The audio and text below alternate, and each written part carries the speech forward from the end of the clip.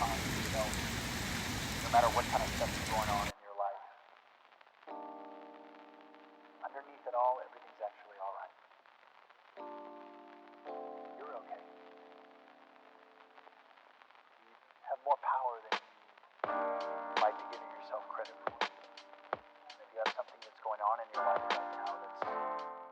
So for the pumpkin hot cocoa, you can already use your favorite vegan cocoa mix, but I'm actually going to make the cocoa from scratch. So you're going to need a half cup of sugar of your choice. I'm using light brown sugar, and a 1/4 cup of unsweetened cocoa powder. Whisk that all together until it's fully combined.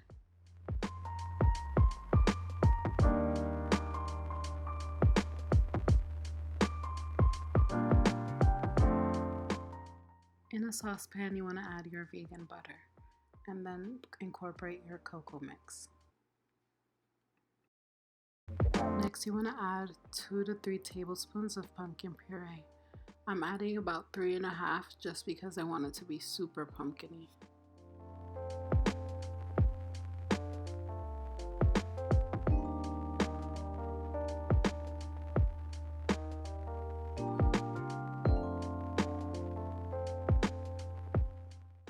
Next, you want to add a few drops of vanilla extract and 4 cups of non-dairy milk of your choice. I'm using oat milk just to make it super creamy.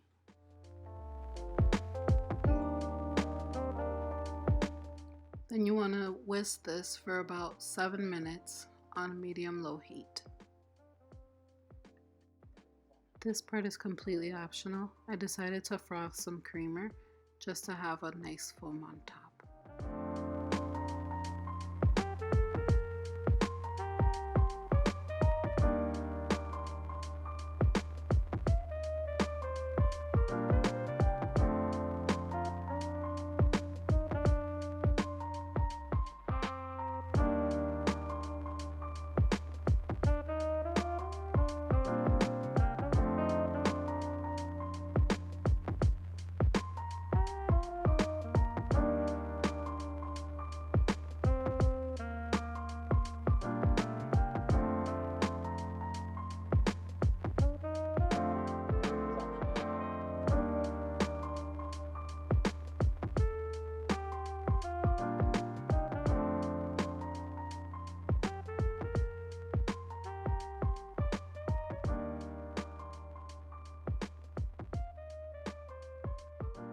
One of my favorite things about fall is a nice warm soup. So today you're going to take 3 different onions of your choice. I'm using Spanish onion, white onion, and a shallot. Shallot's completely optional, but I love the shallot because it just melts in your mouth.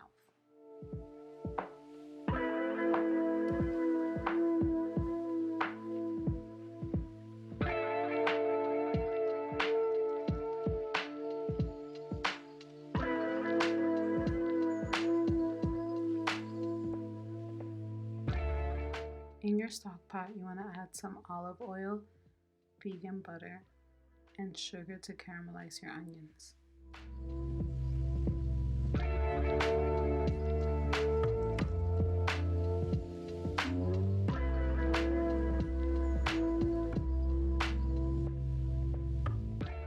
Next, you want to add your onions and saute them for about 30 minutes.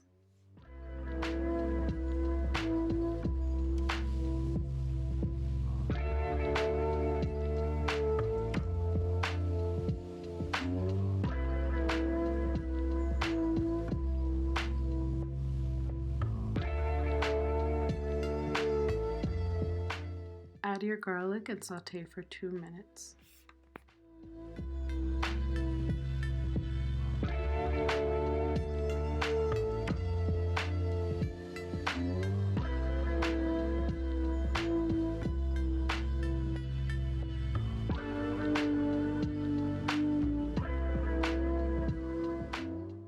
After you add your salt and pepper, add in your flour and stir for 1 minute.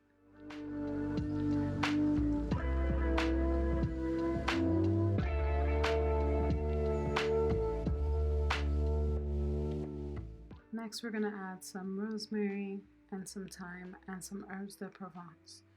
I like to add this for my soup because it gives it so much flavor.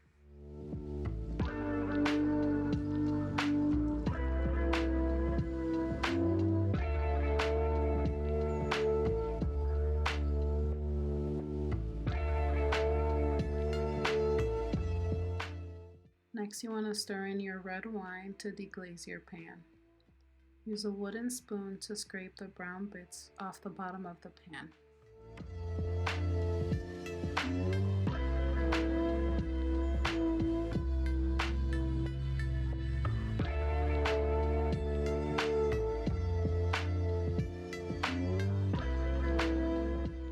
Add some nutritional yeast to give your soup a cheesy flavor.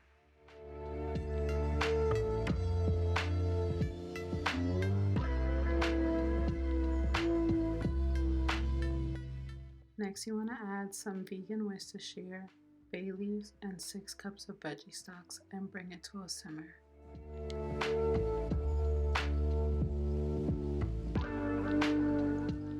Reduce your heat to a medium-low and cover and simmer for at least 10 more minutes.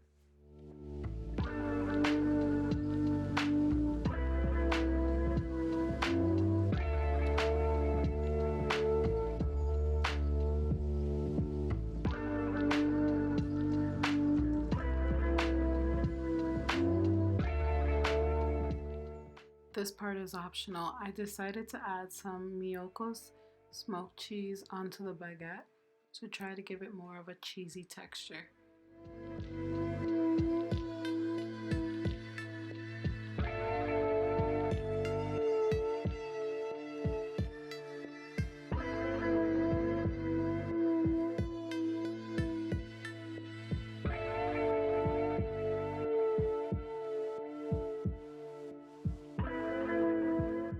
Next, I added some Daya mozzarella cheese and some smoked Gruyere slices on top.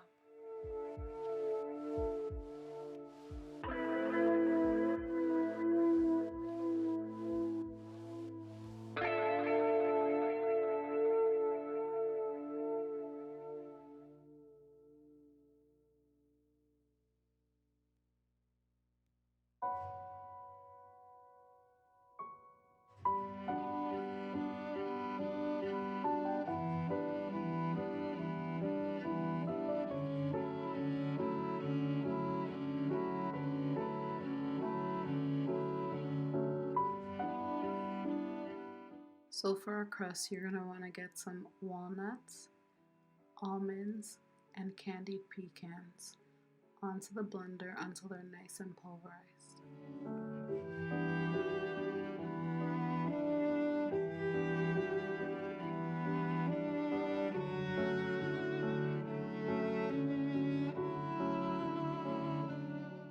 So for a cheesecake filling, you want a cup of soaked cashews, lemon juice, coconut oil, maple syrup,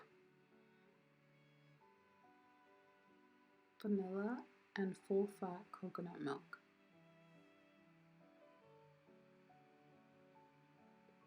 Mix until fully combined.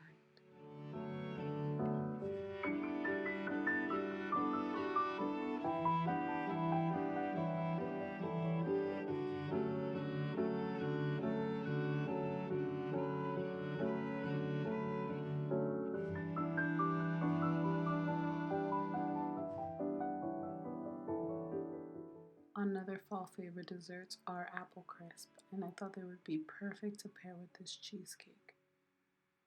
These apple crisp are super easy and simple just because you can make it in the microwave.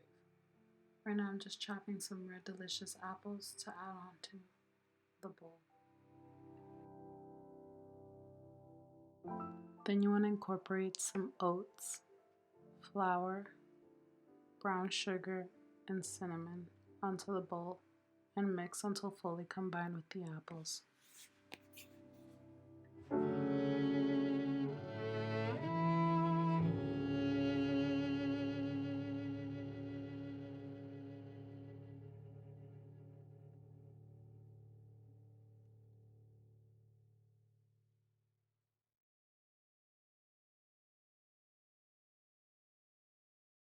Also add a tablespoon of butter. I actually burned the first batch because I forgot the butter. Once your cheesecake is chilled, take your apple filling and put it on top of your cheesecake.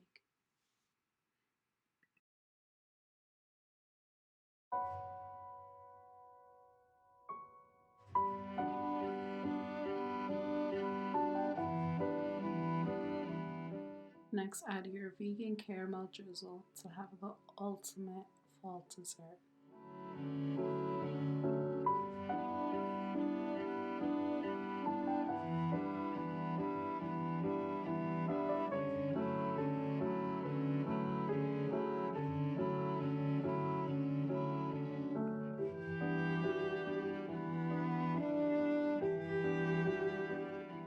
Thank you so much for watching, and I'll catch you guys next week.